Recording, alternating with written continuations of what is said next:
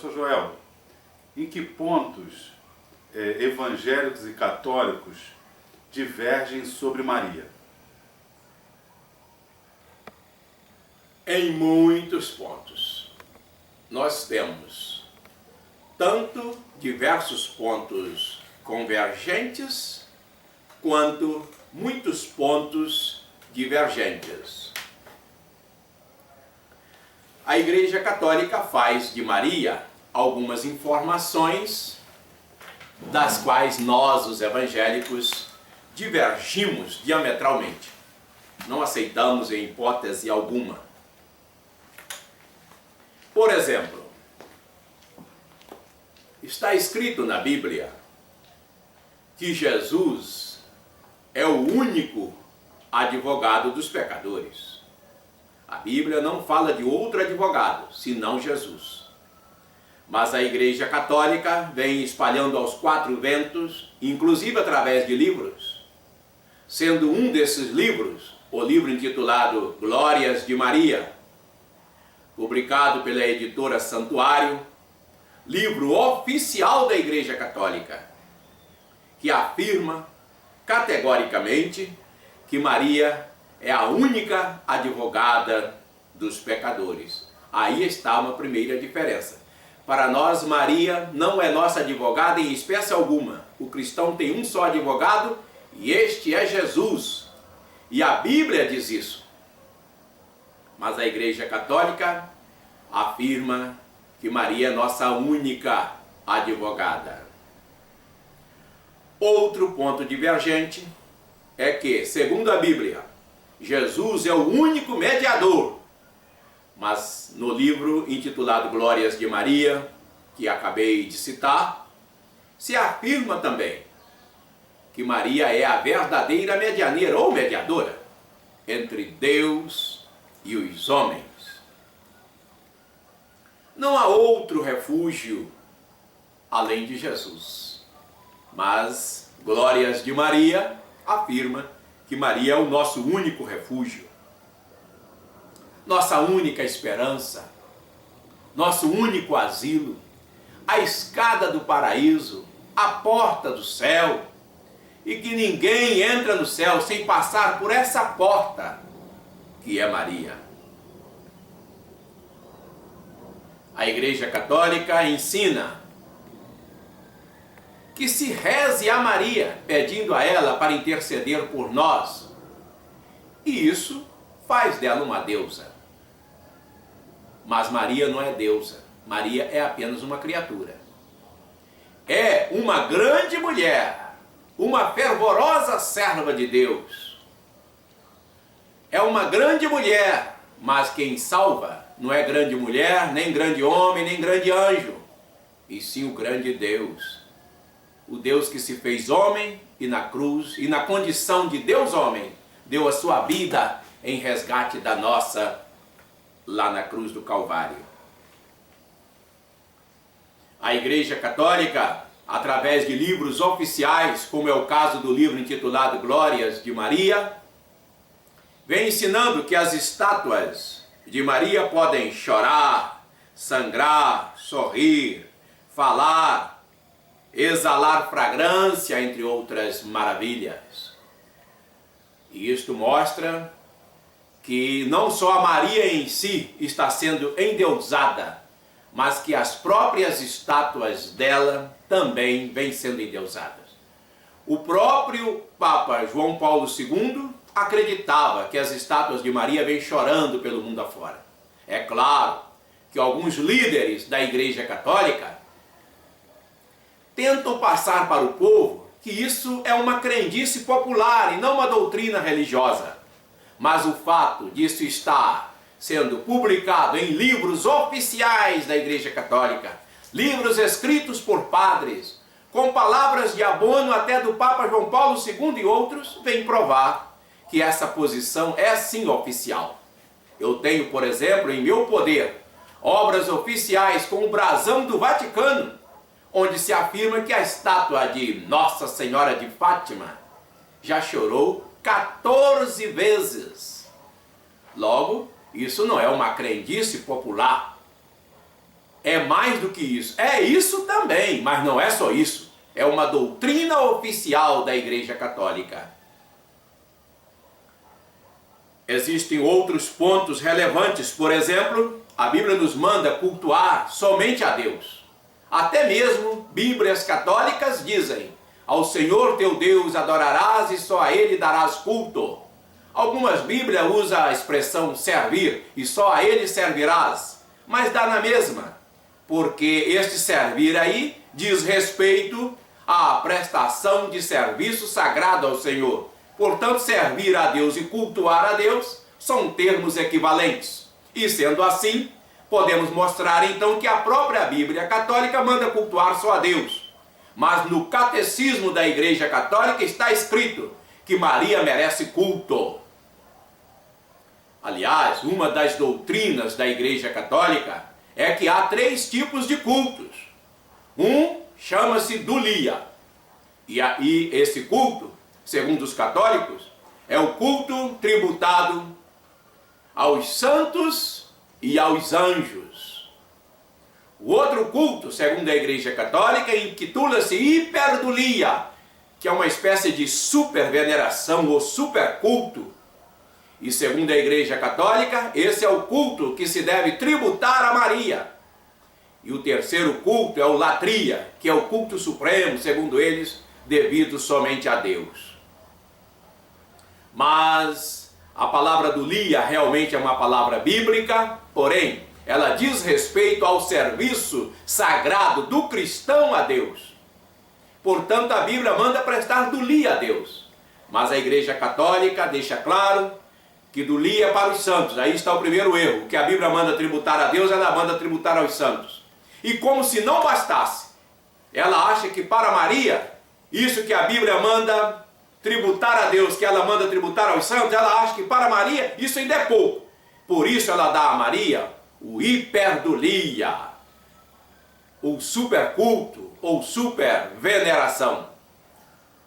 Aí está, portanto, mais uma das diferenças entre a postura evangélica no que diz respeito ao trato para com Maria e as crenças católicas. O fato dos católicos rezarem a Maria em todo o mundo, pedindo a ela bênçãos diversas, inclusive para lhes conceder uma boa morte, nos faz entender que se assim fosse, Maria não seria mais uma simples criatura, ela teria se tornado deusa, e não uma deusa qualquer, uma ninfa, não, ela teria se tornado deusa no sentido pleno da palavra, porque para que ela possa fazer tudo o que dizem que ela faz, ela tem que ter se tornado deusa, porque isso equivale a dizer que ela está em todos os lugares ao mesmo tempo.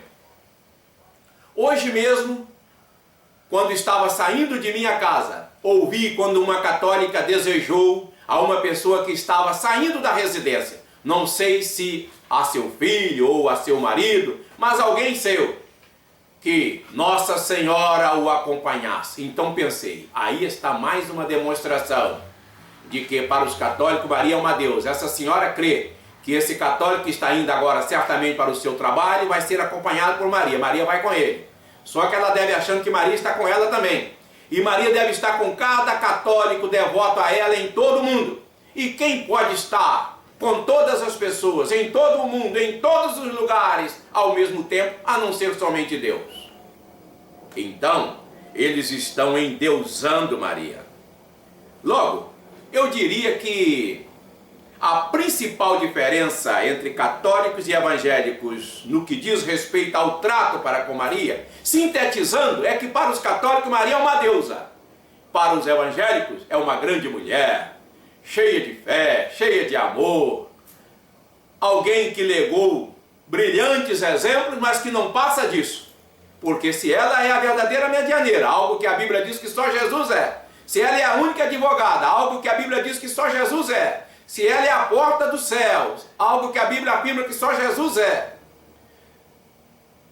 se só se entra no céu passando por ela, o que a Bíblia diz que só se pode afirmar isso de Jesus, e tantas outras coisas mais, o que é ela para eles senão uma deusa? A Igreja Católica destituiu Cristo de seus atributos e os conferiu a Maria. Essa é uma conclusão óbvia. Raciocinemos. A Bíblia diz que Jesus é o mediador, é o único mediador. Ela diz que Maria é a medianeira ou mediadora. A Bíblia diz que só nós temos um advogado. Ela diz que Maria é a advogada. A Bíblia mostra que Jesus pode estar em todos os lugares ao mesmo tempo. E ela está crendo que Maria está em todos os lugares ao mesmo tempo. Pois estamos sempre vendo católicos desejando que Maria acompanhe as pessoas. Então, eles precisam renegar essas crenças e voltar às origens, como eram os cristãos primitivos. Há outros pontos, outras diferenças, algumas não tão relevantes, como é o caso deles não crerem que José e Maria se relacionavam sexualmente. Esta é uma questão errada, mas não chega a ser digna de um debate teológico, porque crendo ou não que José e Maria praticavam o coito, isso não interfere na salvação de ninguém. Mas é bom que mostremos que isso também não é uma doutrina bíblica.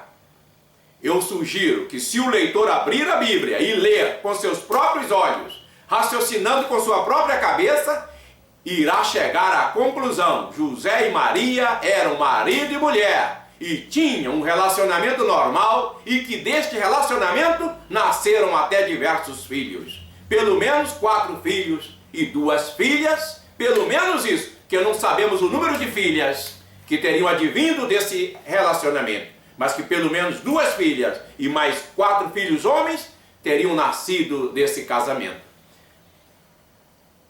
Outra doutrina católica sobre Maria, da qual divergimos também, é o fato de a Igreja Católica dizer que Maria é imaculada. Na nossa opinião, só há um homem, só há uma pessoa imaculada, é Jesus Cristo. Imaculado no sentido de que não tem nenhuma mancha do pecado. Maria era um ser humano normal e, portanto, tinha lá as suas imperfeições. Ela não era uma depravada, não, era uma fervorosa serva de Deus. Mas era um ser humano e, portanto, não era imaculada, pois não foi gerada pelo Espírito Santo. Só Jesus o foi. Essa doutrina, portanto, da Imaculada Conceição de Maria é mais uma invencionice.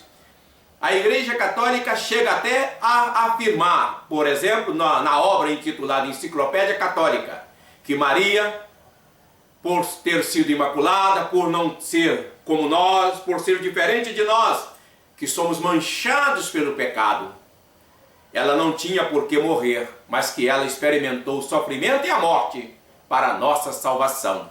Aí está uma heresia. O único que morreu para nos salvar foi Jesus Cristo. Essa crença da Imaculada Conceição de Maria levou a Igreja Católica não só à heresia de que Maria morreu para nos salvar, sofreu para nos salvar e etc., mas também levou a outra doutrina errada, herética, a doutrina de que Maria ressuscitou no 3º dia e foi para o céu. Não é verdade. Maria morreu como o apóstolo Paulo morreu, como o apóstolo Pedro morreu, foi sepultada e está aguardando o dia da vinda de Cristo, quando Pedro, Paulo, João, Tiago, Felipe, Tomé, todos os servos de Deus do século I e subsequentes irão ressuscitar para juntos encontrar com o Senhor Jesus Cristo. Logo, orar a Maria, bem como a qualquer outro santo, a qualquer outra pessoa que já tenha morrido, é invocar os mortos. E invocar os mortos é uma espécie de feitiçaria. Claro, a Igreja Católica procura distinguir entre invocar e evocar. Para ela, invocar é fazer uma prece a quem já morreu, para que esse alguém interceda por ele a Deus. E isso, diz ela, não é errado.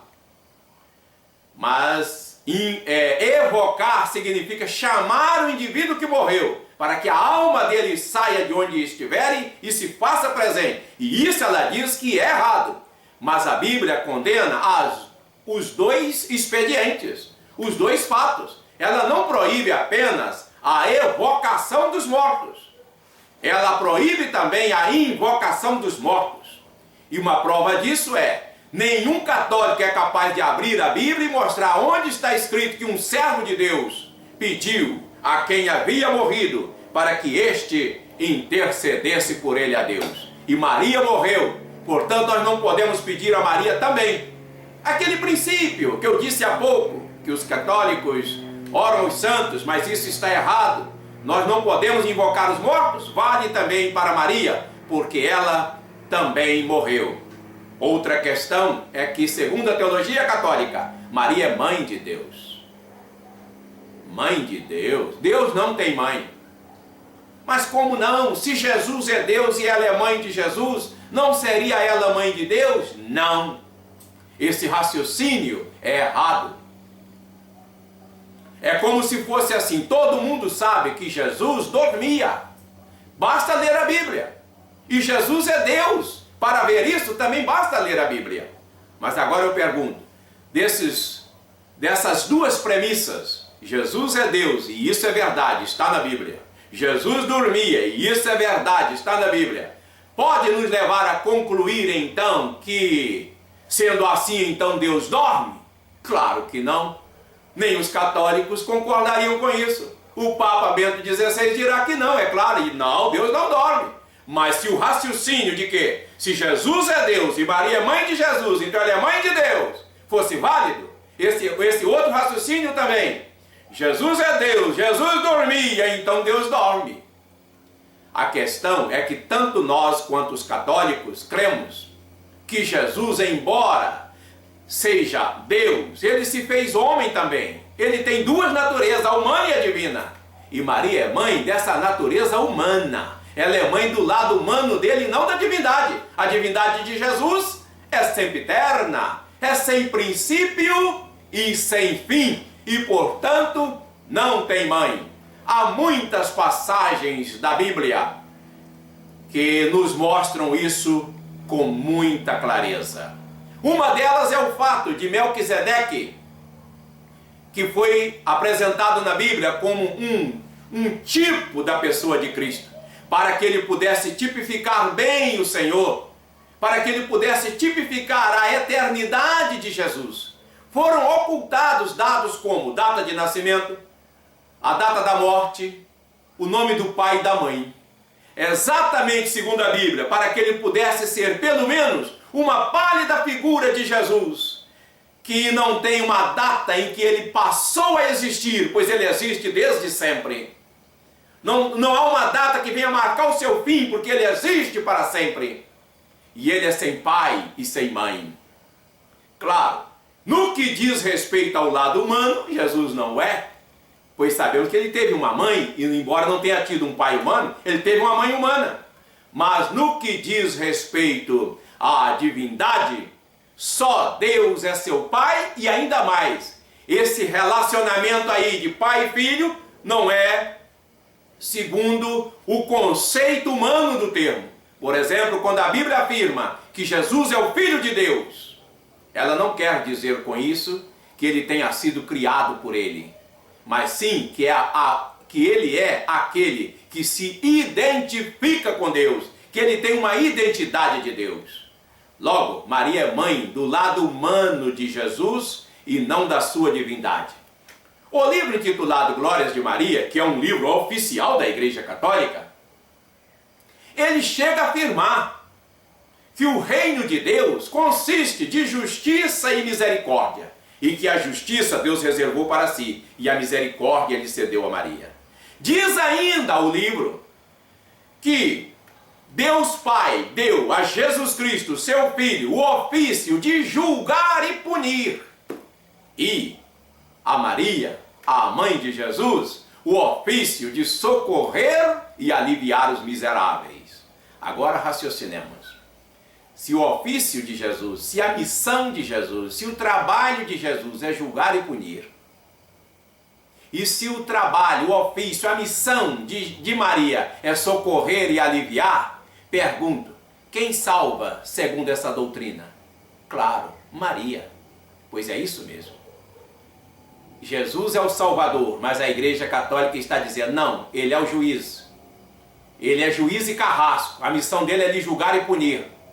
Maria não salva ninguém, mas a Igreja Católica está dizendo, é ela que nos socorre e nos alivia. Pergunto, não estou certo quando afirmei que a Igreja Católica faz de Maria uma deusa? Que a Igreja Católica despiu Cristo de seus atributos e os conferiu a Maria? Raciocine e tire a sua própria conclusão. E como saber? Em primeiro lugar, quero lhe dizer que você precisa tomar algumas medidas para obter a luz necessária. Por exemplo, você precisa ter coragem de pensar com a sua própria cabeça. Você deve estar lembrado que nós já mostramos que, segundo a Igreja Católica, você deve se guiar cegamente pelo Papa e seus bispos. Que você deve se orientar cegamente pelo que eles afirmam. E se você der crédito a isso, você nunca vai encontrar a verdade, pois vai ficar nessa mentira até a morte. Então, para você encontrar a verdade, a primeira coisa que você tem que fazer é abandonar essa mentira, posto ser óbvio que isso é mentira.